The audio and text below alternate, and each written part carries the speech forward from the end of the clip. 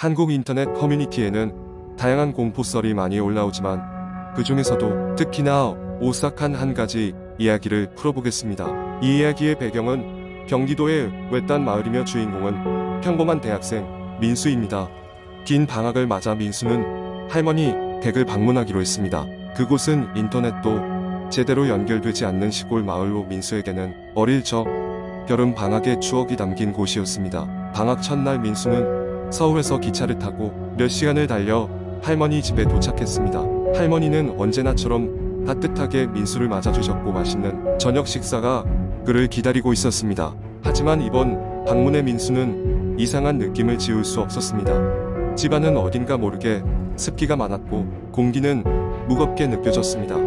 민수는 이를 단순한 장마철의 영향으로 생각하고 대수롭지 않게 넘겼습니다. 그날 밤 민수는 오랜만에 깊은 잠에 들었습니다. 그런데 새벽 3시쯤 갑자기 이상한 소리에 잠에서 깼습니다. 창문 밖에서 누군가 그의 이름을 부르고 있는 것 같았습니다. 하지만 민수는 잠결이라 잘못 들었겠지 하며 다시 잠들기 위해 뒤척였습니다. 그런데 다시 한번 더 분명히 민수야 하는 목소리가 들려왔습니다. 차가운 소름이 그의 등골을 타고 흐르는 것을 느꼈습니다. 목소리는 어딘가 익숙했지만 기억 속 어딘가에 묻혀 있었습니다. 민수는 용기를 내어 창문을 열어보았으나 바깥에는 어두운 밤뿐이었습니다. 그 후로도 몇 번 더 목소리가 들려왔지만 피곤함에 결국 민수는 잠이 들고 말았습니다. 다음날 민수는 할머니에게 이 이야기를 하기로 했습니다. 할머니는 가만히 듣다가 무거운 표정으로 말했습니다. 어쩌면 그 아이일지도 모르겠구나. 궁금증에 찬 민수에게 할머니는 오래전 이 마을에 겪었던 이야기를 들려주었습니다. 할머니에 따르면 약 30년 전 이 마을에서 한 소년이 실종되는 사건이 있었다고 했습니다. 소년의 이름은 희수였고 민수와 동갑내기였습니다.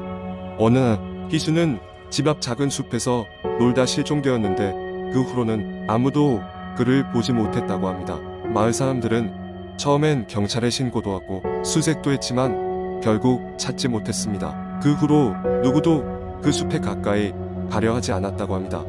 민수는 할머니의 이야기에 호기심이 생기면서도 그 밤 목소리가 희수의 것이라는 생각에 오싹했습니다. 그리고 스스로는 믿을 수 없었습니다. 다음날 민수는 작은 결심을 내리고 그 숲을 방문하기로 했습니다. 마을 어르신들 몇 분이 민수를 만류했지만 민수는 그저 마을의 옛날 이야기에 흥미가 있다고 말하며 간단하게 넘겼습니다. 숲속은 음산하고 정적에 휩싸여 있었습니다. 새들은 지저귀지 않았고 나무잎은 바람 한 점 없이 고요했습니다. 민수는 조금씩 숲의 깊은 곳으로 걸어가며 여기저기 사진을 찍었습니다. 무언가를 찾아야 한다는 강박감에 휩싸여 심장은 더욱 빨리 뛰었습니다. 그런데 갑자기 민수의 등 뒤에서 나무가 부서지는 소리가 들렸습니다. 급히 돌아본 민수의 눈에 들어온 것은 여태껏 보지 못했던 오래된 바위 무더기였습니다. 그곳은 마치 누군가 만들어둔 작은 비밀 장소 같았고 희미하게 남아 이상한 문양이 새겨져 있었습니다.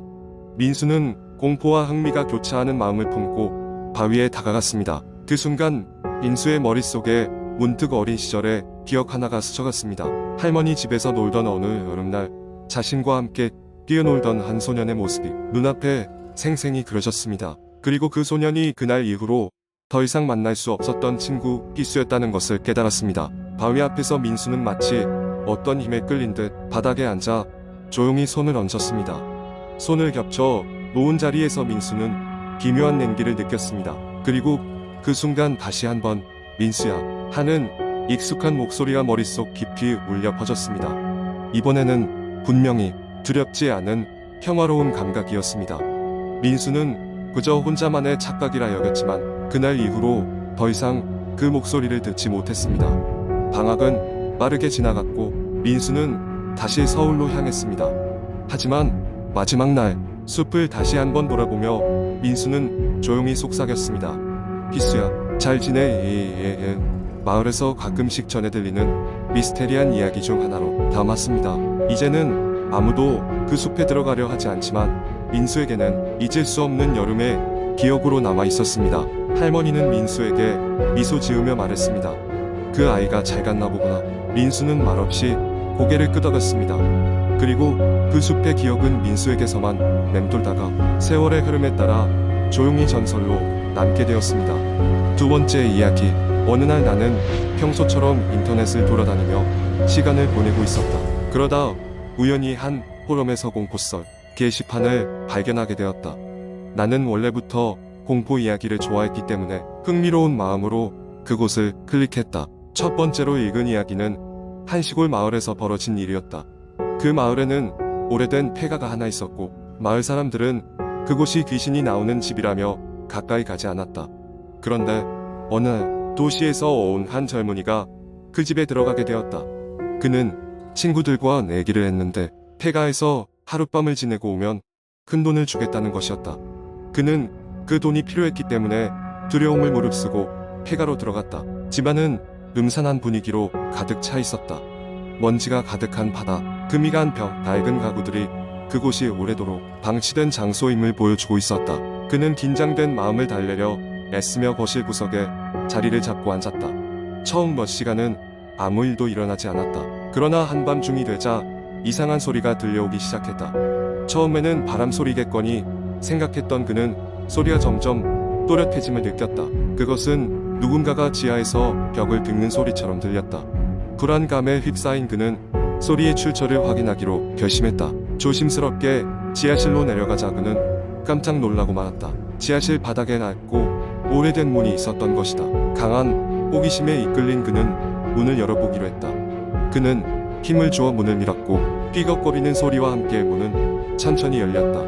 그리고 그가 본 것은 믿을 수 없는 광경이었다. 지하실 한 구석에 갓난아기의 인형 같은 것이 앉아 있었고 그 옆에는 낡은 일기장 한 권이 놓여 있었다. 그는 무의식 중에 일기장을 집어들고 훑어보았다. 그것은 이 집의 옛 주인이 쓴 것 같아 보였다. 일기장에는 믿기 힘든 이야기들이 적혀 있었다. 이 집에는 무언가가 살고 있으며 그것은 아이들의 영혼을 삼킨다는 내용이었다. 그리고 마지막 페이지에는 도망쳐라, 믿겨내, 라는 문장이 굵직하게 쓰여 있었다. 순간 그는 공포에 사로잡혀 도망치기 시작했다. 지하실 문을 박차고 위로 올라오자 그곳에는 그의 친구들이 서 있었다. 그들은 걱정 가득한 얼굴로 그를 바라보며 물었다. 무슨 일 있었어? 괜찮아? 하지만 그는 말을 잇지 못하고 마을로 뛰어내려갔다. 그날 밤 그는 눈을 감을 때마다 지하실에서 본 끔찍한 장면들이 머릿속에 맴돌았다. 그 후로 그는 다시는 그 마을에 가지 않았다. 시간이 지나면서 그날의 기억은 점점 흐려졌지만 그날 밤 그의 피부에 스쳐갔던 차가운 공기와 귀 뒤에 속삭이던 낮고 날선 목소리는 지금도 잊을 수 없는 악몽으로 남아있다. 그리고 그 포럼 게시판에는 또 다른 누군가가 그 집 이야기에는 숨겨진 비밀이 더 있다고 이야기를 이어갔다. 하지만 그는 더 이상 그곳에 들어가서 모든 비밀을 알 용기가 나지 않았다. 세 번째 이야기. 한국 인터넷에서 흔히 볼 수 있는 공포썰은 종종 작은 도시나 시골의 작은 마을을 배경으로 시작됩니다. 오늘은 내가 대학생 시절에 겪었던 이상한 사건을 이야기하려고 한다. 그때 나는 방학 동안 할머니 댁에 내려가 있었는데 할머니는 경상남도의 작은 산골 마을에 살고 계셨다. 그곳은 자연이 무척 아름답고 공기가 맑아서 좋았지만 밤이 되면 어떤 기분 나쁜 적막감이 마을을 뒤덮었다. 할머니 댁은 꽤 오래된 기와집이었고 주변에는 다른 집들이 듬성듬성 있었다. 이웃들은 대부분 연로하신 분들이었고 젊은 사람들은 거의 볼 수 없었다. 나는 할머니의 부탁으로 집안일을 돕고 이따금씩 마을 주변을 산책하곤 했다.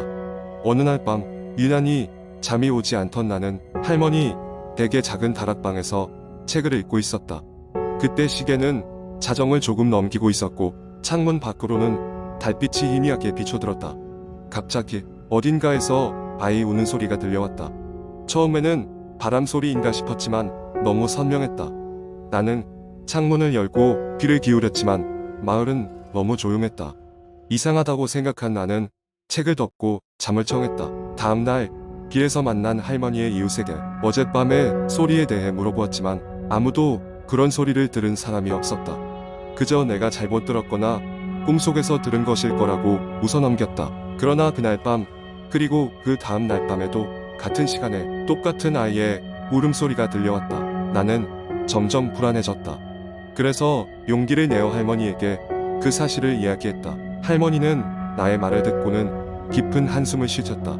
그리고 내가 전혀 예상치 못한 이야기를 시작하셨다. 몇 년 전 이 마을에서 어린아이가 실종된 사건이 있었다고 했다. 그 애는 마을의 저 끝에 사는 젊은 부부의 아들이었고 산책을 나갔다가 돌아오지 않았다고 했다. 마을 사람들은 다 함께 아이를 찾아 나섰지만 결국 찾지 못했다고 한다. 그리고 그 사건 이후로 어느 날 밤 나처럼 아이의 울음소리를 들었다는 사람들이 종종 있었다고 했다. 할머니의 이야기를 들으니 소름이 끼쳤다. 내가 그 소문으로 떠도는 아이의 울음을 듣게 된 것이었을까? 호기심과 공포가 교차했지만 나는 직접 확인해 보고 싶었다. 그래서 그날 밤 아이의 울음소리가 들리기를 기다렸다. 그리고 소리가 시작되자 나는 손전등을 들고 소리가 나는 방향으로 발걸음을 옮겼다. 소리의 근원지는 마을 외곽에 있는 작은 숲이었다.